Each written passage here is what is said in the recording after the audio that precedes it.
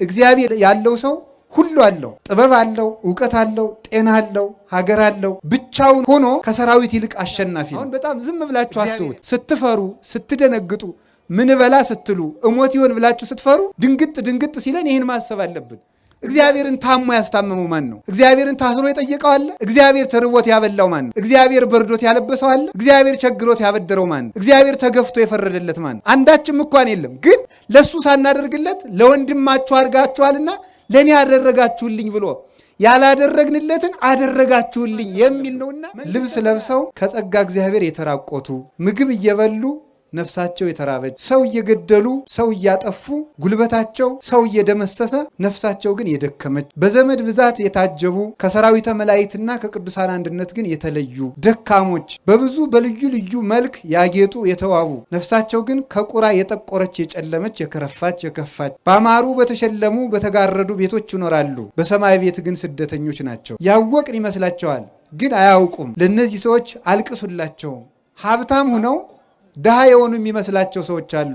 መልክ የላቸውም፣ በትህርም የጎሰቆሉ ናቸው። ሰማያዊ መልክ ግን አላቸው፣ ባሪያ ክርስቶስ የከበሩ ናቸው። ልብስ የላቸውም፣ ክርስቶስን ግን የለበሱ ናቸው። ምግብ የላቸውም፣ ቅዱስ ሥጋውን ክቡር ደሙን የበሉ ናቸው። ቤት የላቸውም፣ የብርሃን ቤት ግን አላቸው። ዘመድ የላቸውም፣ ቅዱሳን መላእክት ግን ሊረዷቸው ይፋጠናሉ። ለእነዚህ ሰዎች እልል በሉላቸው። ተነግረን አንሰማም፣ ቀዝቃዞች ነን፣ የሃይማኖት ወኔ የለንም፣ የሀገር ጉዳይ አስጨንቀን፣ የቤተክርስቲያን ጉዳይ አስጨንቀን እግዚአብሔር ስትሰደብ ዝም ነው የምንለው። ዝም ብለን ቁጭ ብለን እንበላለን፣ ጠጣለን፣ ይመሻል ይነጋል። ነፍስህ ርቧታል፣ ስጋውን ብላ፣ ማን ይሰማል? ነፍስህ ጠምቷታል፣ ደሙን ጠጣ፣ ማን ይሰማል? ተራቁተሃል፣ ክርስቶስን ልበስ፣ ማን ይሰማል? አሞሃል፣ እባክህ በንስሐ ታከም፣ ማን ይሰማል? ተው ከሰማይ ቤት አትሰደድ፣ የሚሰማ የለም። ሰው ድንጋይ ሆነ፣ ድንጋይ ሰው ሆነ።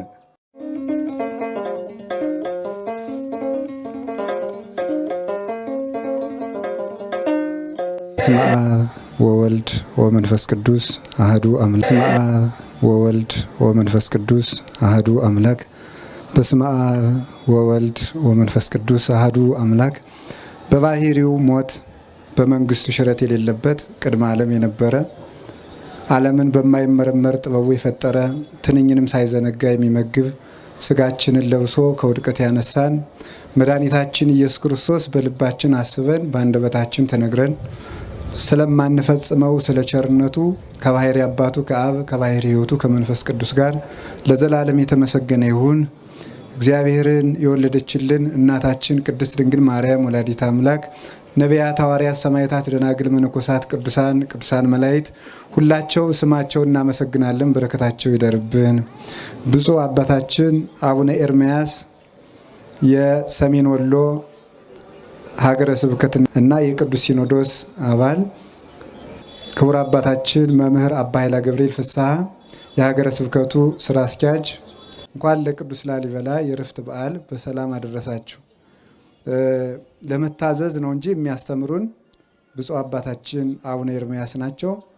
ለመታዘዝ ያህል ልጅ በአባቱ ፊት መስተካከል ስላለበት እኔም ተምሬ ሳጠፋ በኋላ እሳቸው እንዲያስተካክሉኝ ትንሽ መልእክት አስተላልፋለሁ ማለት ነው።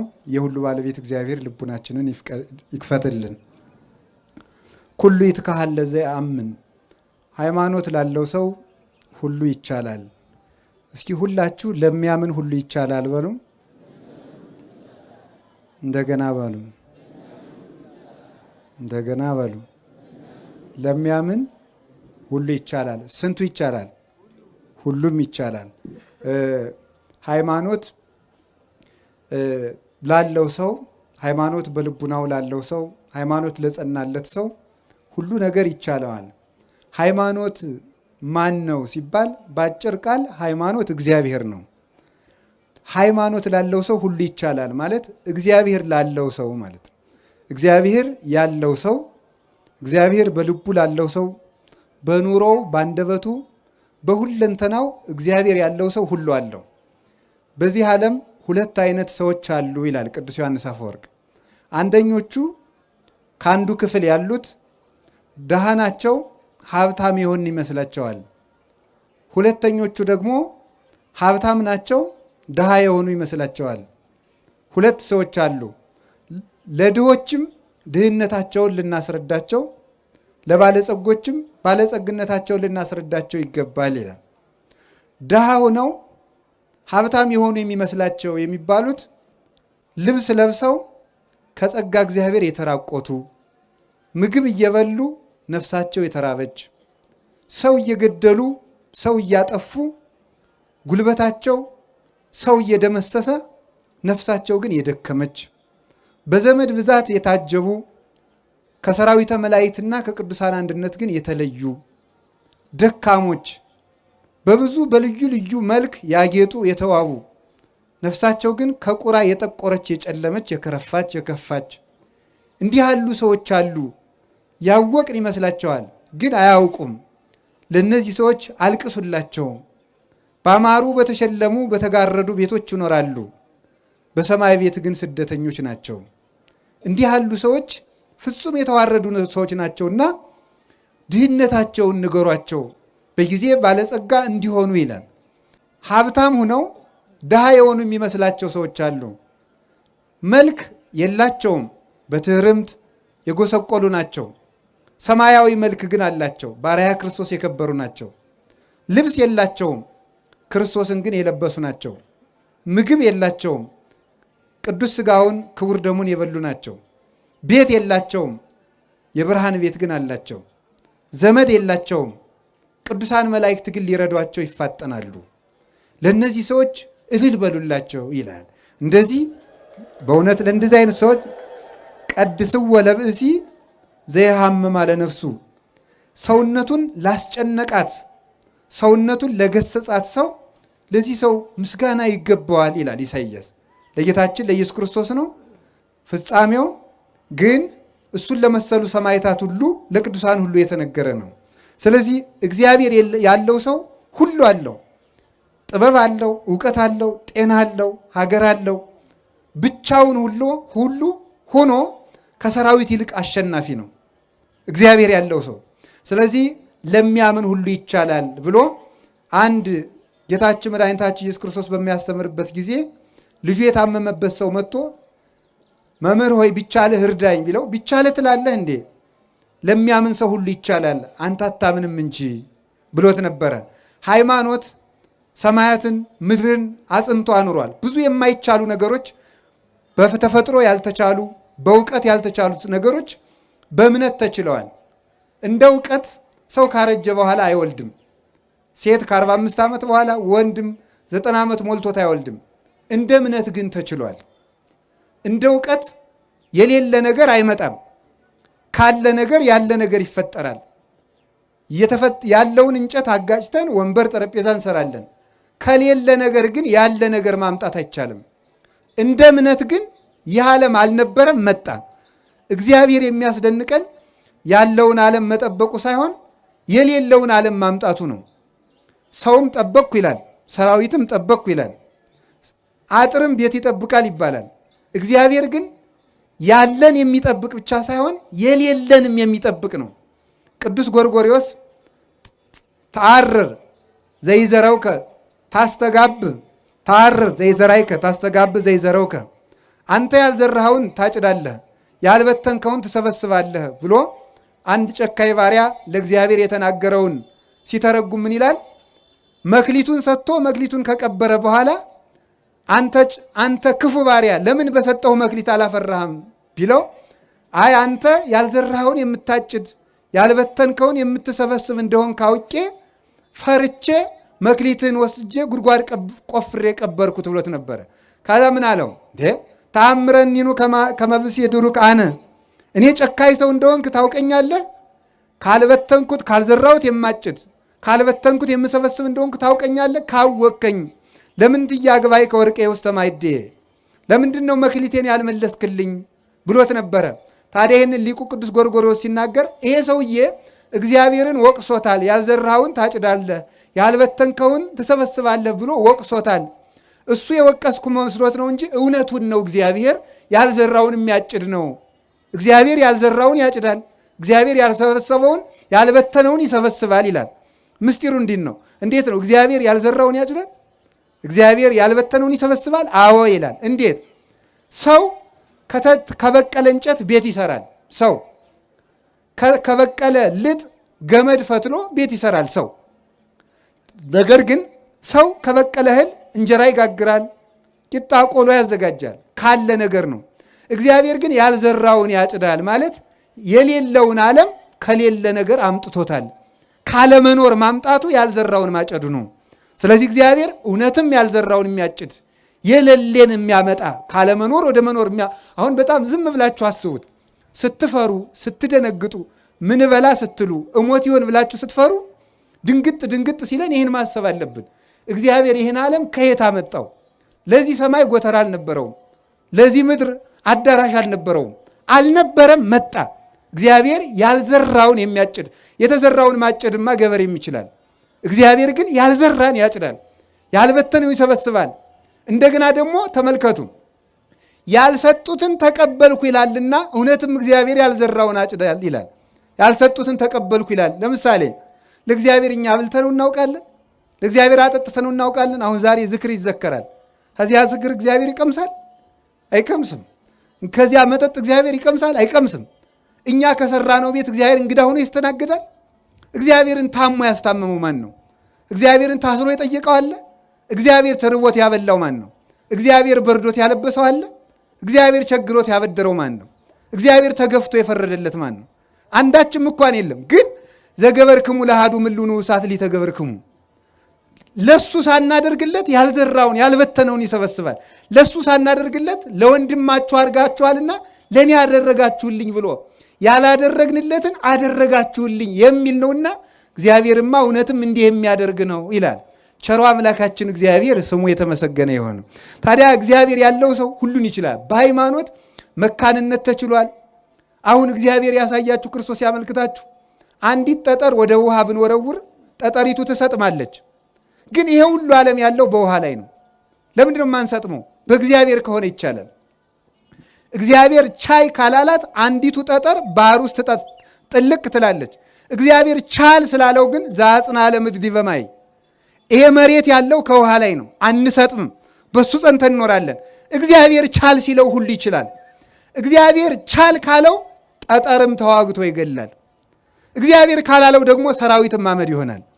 እግዚአብሔር ተናገር ሲለው ድንጋይም ይናገራል። እግዚአብሔር ብሎ መቅደስ ድንጋይ መቅደስ ሆኖ ይኸው ዛሬ እየቀደሰን ነው።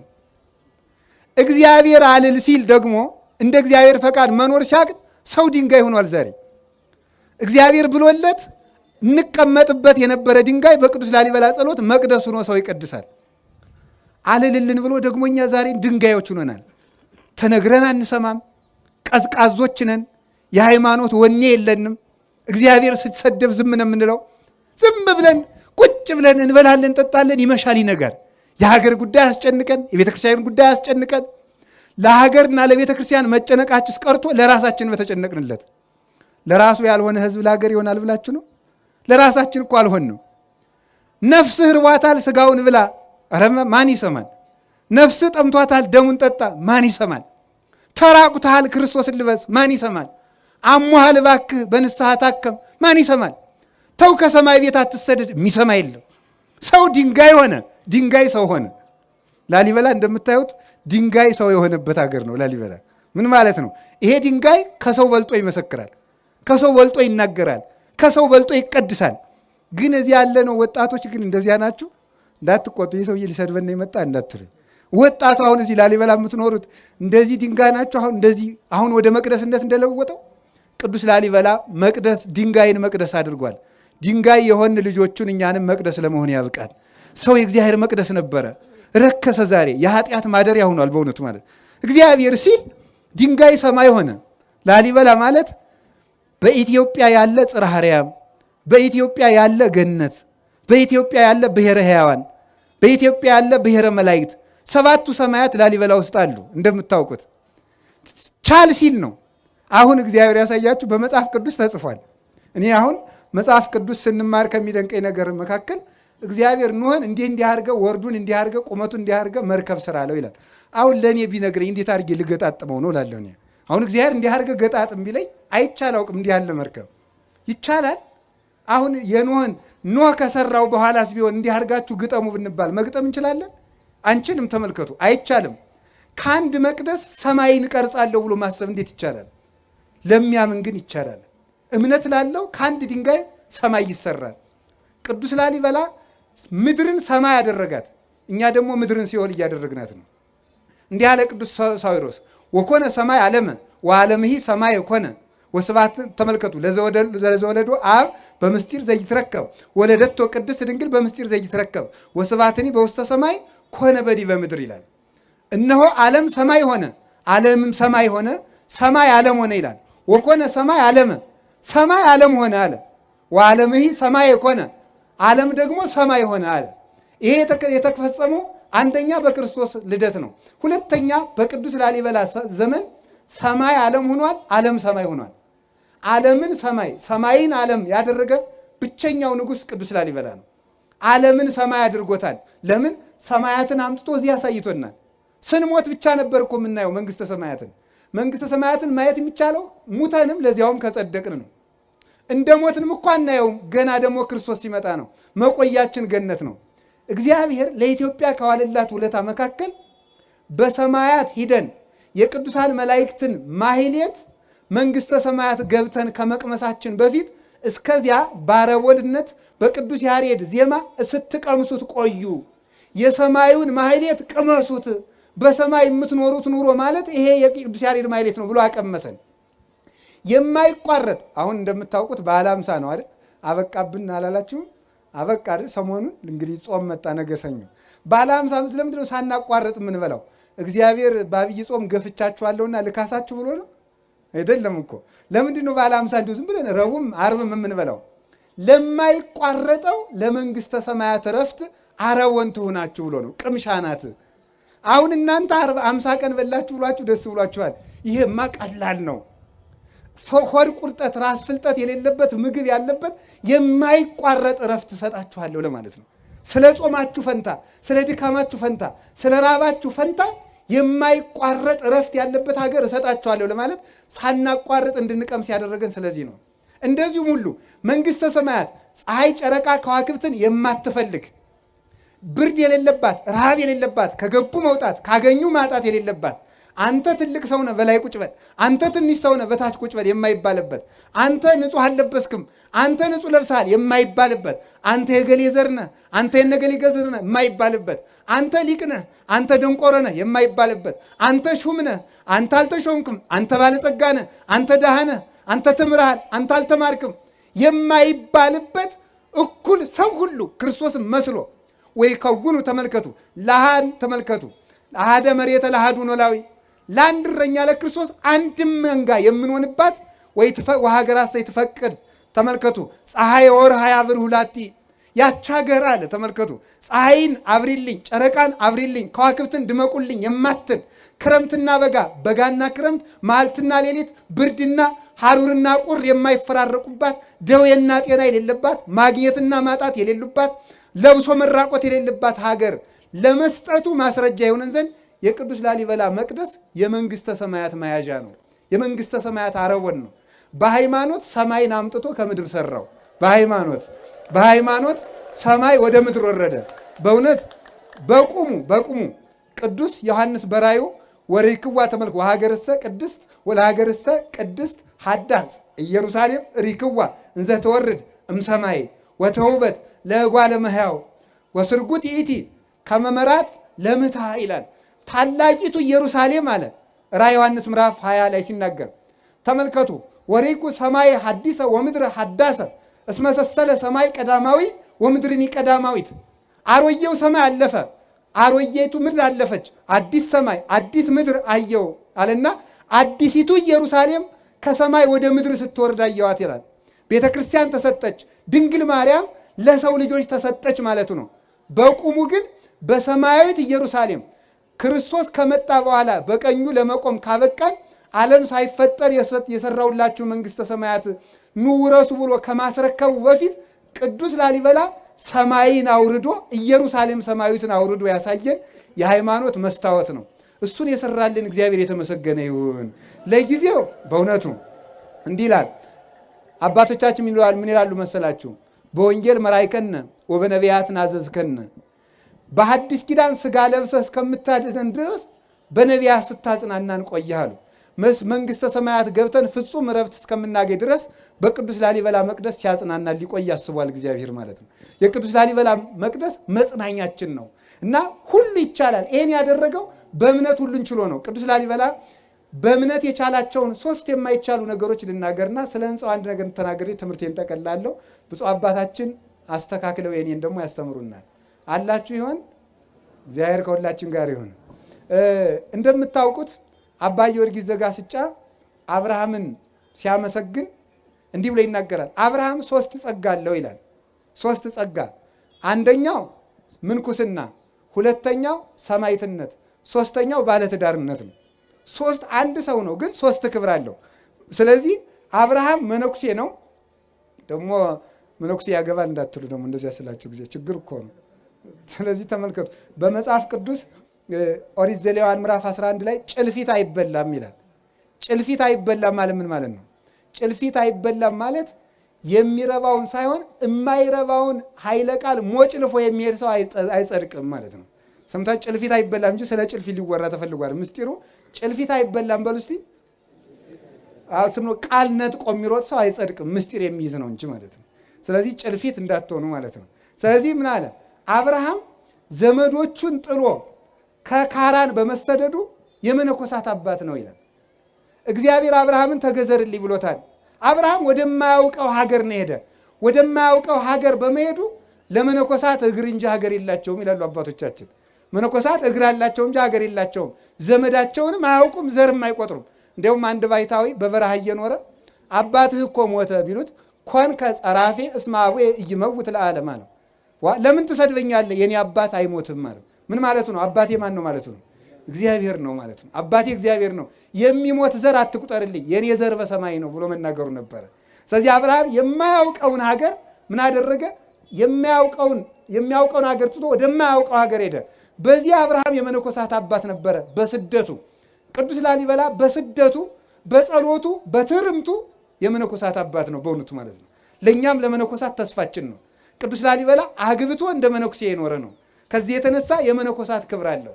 አብርሃም ሲገዘር ደሙን አፍስሷል። ደሙን በማፍሰሱ ደግሞ የሰማዕታት አባት ነው።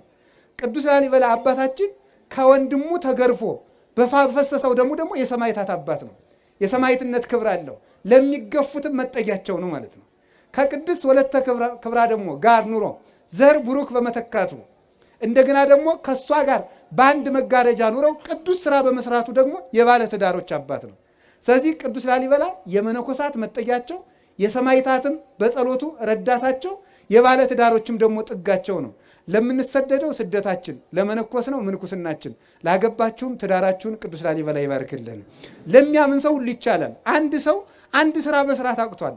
ለእኔ ለራሴ ምንኩስና ይከብዳኛለች፣ ግን እሱ አግብቶ የምንኩስናንም ኑሮ ይኖራል። ላገባችሁት ብቻ ትዳርን እንኳን መያዝ አቅቷቸዋል። አንድ ሴት ይዞ መኖር በዚህ ዘመን ለወንዶች ሰማዕትነቱ ሆኖባቸዋል። አንድ ባል ይዞ መኖር ሰማዕትነቱ ሆኖባቸዋል።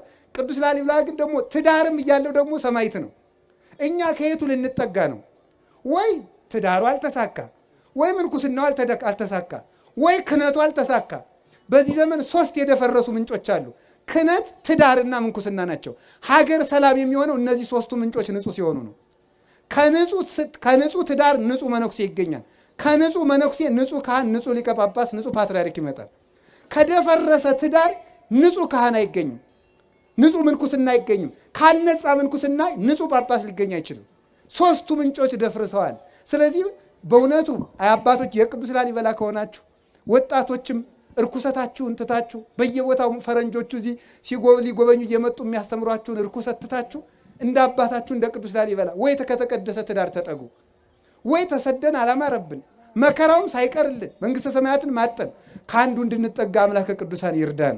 ለሚያምን ሁሉ ይቻላል። እሱ አምኖ እነዚህን ሁሉ መከራዎች ቻላቸው። መርዙንም ቻለው፣ ግርፋቱንም ቻለው፣ ስደቱንም ቻለው፣ መከራ መቀበሉን ቻለው፣ መንገድ መድከሙን ቻለው። መንገድ ሲሄድ እንኳን ድክም ሲለው እንቅልፍ ስትመጣበት የስጋ ባህሪ ነውና ቅዱስ ገብርኤል አብሮ አያችሁ፣ ሃይማኖት ከመላእክት ጋር ያዛምዳል። ማረፍ ሲፈልግ ቅዱስ ገብርኤል እኔም ደክሞኛል ትንሽ ልረፍ ይለው ነበር። ቅዱስ ላሊበላ እንዲያርፍ አብሮት ገደም ይል ነበረ። ሃይማኖት ላለው ሰው መላእክት ያሳርፉታል። እኛ እኮ ማረፊያ ያጣ ነው እምነታችን ቀዝቅዞ ነው፣ ወርደን ነው። ከቅዳሴ ከኪዳን ከጸሎት ከቁርባን ታተን ነው። ከተፈለግንበት ቦታ እንድንገኝ አምላከ ቅዱሳን ይርዳን። እንግዲህ ሃይማኖት ሲኖር አሁን ይሄንን መቅደስ አንዲቱን መስኮት እንኳን የኢትዮጵያ ሰዎች በሙሉ ቢሰበሰቡ መስራት አይቻልም። የዓለም ሰው 9 ቢሊዮን ወይም 7 ቢሊዮን የደረሰው ቢሰበሰብ ይሄን መቅደስ አይሰራውም። ሃይማኖት ሲኖር ግን ብቻውን ይሄን ሁሉ መቅደስ ሰራ። ብቻውን የቻለውን እኛ ተሰብስበን ምንም አቅቶናል። እግዚአብሔር አንድነታችን ይውላችሁ። እግዚአብሔር ከኛ ጋር ሲሆን አንድ ሰው እንደ ብዙ ሰው ይሆናል። እግዚአብሔር ከኛ ሲታጣ ደግሞ ሰራዊት የአንድ ሰው ያህል ኃይል ያጣል። እግዚአብሔር ከሁላችን ጋር ይሁን። በሃይማኖት ሁሉ ይቻላል። አምነን ለመጠቀም ያብቃን። ወስብሐት ለእግዚአብሔር። ይቆይ